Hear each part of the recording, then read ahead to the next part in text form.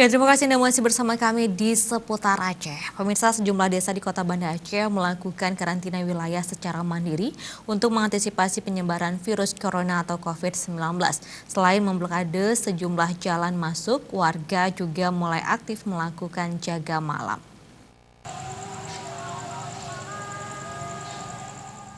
Sejumlah jalan masuk ke Kampung Baru Kecamatan Meraksa, Kota Banda Aceh sejak Minggu malam mulai diblokade. Setiap persimpangan di portal dengan menggunakan ranting kayu agar tidak bisa dilalui oleh kendaraan.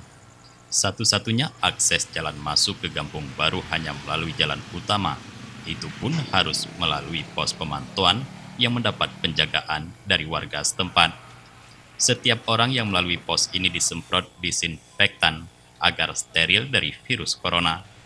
Menurut Ketua Pemuda Kampung Baru, Edi Darwanto, masyarakat tidak diizinkan keluar dari desa tersebut jika bukan karena kepentingan yang mendesak. Karantina wilayah mandiri lokal ini akan dilakukan hingga waktu yang belum ditentukan. Jika keadaan sudah mulai kondusif, baru akses menuju desa tersebut kembali dibuka. Semua akses jalan yang sudah kami tutup, yang jalan utama yang kami yang tidak tutup, yang akses utamanya itu. Ya, sampai kapan ini berlaku? Ya, tidak ada tenggang waktu. Tidak ada batas-batas. Baik, pada warga yang masuk juga diminta untuk melapor, Pak ya? Ya, untuk melapor dan kami yang pendatang ataupun itu kami membatasi ataupun stop dulu pendatangan.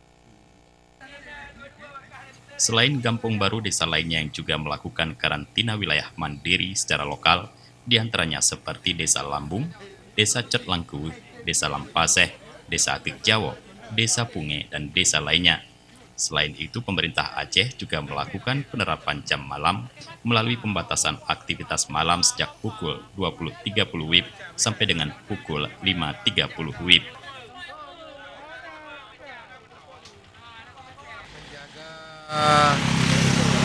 Agar tamu-tamu yang datang dari luar memasuki area kami supaya bisa diperiksa kesehatan terlebih dahulu untuk demi keamanan masyarakat Kecamatan Meraksa, Kampung Meojo.